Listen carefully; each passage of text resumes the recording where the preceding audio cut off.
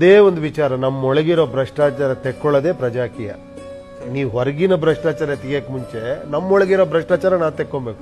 ನಾನು ಓಟ್ ಏನಕ್ಕೆ ಹಾಕ್ತೀನಿ?